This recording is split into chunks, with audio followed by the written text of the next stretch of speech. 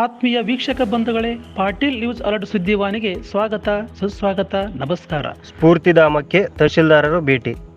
ಮಸ್ಕಿಯ ಅಭಿನಂದನ್ ಶಿಕ್ಷಣ ಹಾಗೂ ಗ್ರಾಮೀಣಾಭಿವೃದ್ಧಿ ಸಂಸ್ಥೆಯ ಅಡಿಯಲ್ಲಿ ಸ್ಥಾಪಿತವಾಗಿರುವ ಅಭಿನಂದನ್ ಸ್ಫೂರ್ತಿಧಾಮಕ್ಕೆ ಮಸ್ಕಿಯ ತಹಶೀಲ್ದಾರರಾದ ಮಲ್ಲಪ್ಪ ಕೆ ಯರಗೋಳ್ ಭೇಟಿ ನೀಡಿ ಮಕ್ಕಳ ಕುಶಲೋಪಚಾರವನ್ನು ವಿಚಾರಿಸಿದರು.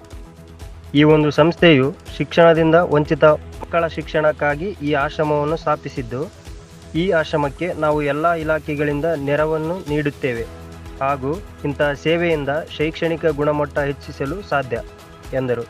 ಈ ಆಶ್ರಮದ ಮಕ್ಕಳು ಎಲ್ಲ ಕ್ಷೇತ್ರಗಳಲ್ಲಿ ಮುಂದುವರಿಯುತ್ತಿದ್ದು, ವಿಶೇಷವಾಗಿ ಖೋ ಖೋ ಕ್ರೀಡೆಯಲ್ಲಿ ಮಿನಿ ಪ್ಯಾರಾ ಒಲಿಂಪಿಕ್ಗೆ ಆಯ್ಕೆಯಾಗಿರುವುದು ಹೆಮ್ಮೆಯ ವಿಷಯ ಎಂದರು. ನಾವು ಬಿಡುವಿನ ವೇಳೆಯಲ್ಲಿ ಈ ಆಶ್ರಮಕ್ಕೆ ನಿರಂತರವಾಗಿ ಭೇಟಿ ನೀಡುತ್ತೇವೆ ಎಂದು ಭರವಸೆ ನೀಡಿದರು. ಇದೇ ಸಂದರ್ಭದಲ್ಲಿ ಅಭಿನಂದನ್ ಸಂಸ್ಥೆಯ ಸಂಸ್ಥಾಪಕ ರಾಮಣ್ಣ ಹಂಪರ್ಗುಂದಿ, ಶಿಕ್ಷಕರಾದ ಜಾಫರ್ ಮಿಯಾ, ಮಲ್ಲಿಕಾರ್ಜುನ್ ಬಡಿಗೇರ್ ಹಾಗೂ ಸ್ಫೂರ್ತಿಧಾಮದ ಮಕ್ಕಳು ಉಪಸ್ಥಿತರಿದ್ದರು. ದೊಡ್ಡ ಶಾಣೆ ಅಂತಕ್ಕಂಥದ್ದನ್ನ ನಿಮ್ಮಲ್ಲಿ ಇರ್ತದೆ. ಎಲ್ಲರಿಗೂ ಕೂಡ ಎರಡು ಕಣ್ಣಿದಾವೆ, ಎಲ್ಲರಿಗೂ ಕೂಡ ಎರಡು ಕೈ ಇದಾವೆ, ಎಲ್ಲರಿಗೂ ಕೂಡ ಒಂದೇ ತರನಾದಂಥ ಬ್ರೇನ್ ಇದೆ.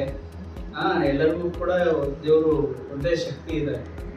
ಅದಕ್ಕೆ ಅಂಥದ್ರಲ್ಲಿ ನಾವು ಅದನ್ನು ಯಾರಿಗೆ ಸರಿಯಾಗಿ ಬಳಸ್ಕೋತೀವಿ, ಯಾರು ನಾವು ಬ್ರೈನಿಗೆ, ಮೆದುಳಿಗೆ ಸರಿಯಾಗಿ ಕೆಲಸ ಕೊಡ್ತೀವಿ, ಅವ್ರ ಬ್ರೈನು ಸರಿಯಾಗಿ ಕೆಲಸ ಮಾಡ್ತದೆ. ನೀವೇನು ಹೇಳ್ತೀರಿ ಅದನ್ನು ಬ್ರೈನ್ ಮಾಡ್ಲಿಕ್ಕೆ ಸಾಧ್ಯ ಆಗುತ್ತೆ, ಸಪೋರ್ಟ್ ಮಾಡ್ತದೆ ನಿಮಗೆ. ಅದಕ್ಕಾಗಿ ನೀವು ಯಾವುದೇ ಕಾರಣಕ್ಕೂ ಕೂಡ ನಾನು ಹಂಗೆ ಹಿಂಗೆ, ನಾನು ಕಡಿಮೆ ಇದ್ದೀನಿ, ನಾವು ಹಿಂಗ ಪಡ್ತಾ ಇದ್ದೀವಿ, ನಮ್ಗೆ ಯಾರೂ ಇಲ್ಲ ಅನ್ನುವಂಥದ್ದು ಬೇಡ. ಸೊ ನಿಮ್ಮ ಜೊತೆ ಯಾರಿದ್ದಾರೆ ಅಂತಂದರೆ ಒಂದು ಉತ್ತಮವಾದಂಥ ದಾರಿ ತೋರಿಸ್ತಕ್ಕಂಥ ನಿಮ್ಮ ಗುರು ಇದ್ದಾರೆ. ಸೊ ಗುರುವಿನ ಜೊತೆ ಯಾವತ್ತೂ ನೀವು ಅವರ ಹೇಳುವಂಥ ಮಾತುಗಳನ್ನು ಕೇಳಬೇಕು, ಗುರು ಹೇಳಿರ್ತಕ್ಕಂಥ ದಾರಿಯಲ್ಲಿ ನಡಿಬೇಕು. ಅದೊಂದಿಂಥ ಗುರು ಅಂದರೆ ನೀವು ಒಂದು ದಾರಿ ತೋರಿಸ್ತಕ್ಕಂಥವ್ನು. ಸೊ ಅಂಥವ್ರು ಒಳ್ಳೆಯವರು ಸಿಕ್ಕಿದ್ದಾರೆ. ಮಾರ್ಗದರ್ಶನದಲ್ಲಿ ನೀವು ಚೆನ್ನಾಗಿ ಕಲೀರಿ, ಓದ್ಕೊಳ್ರಿ. ಒಂದೊತ್ತಿನ ಊಟ ಕಡಿಮೆ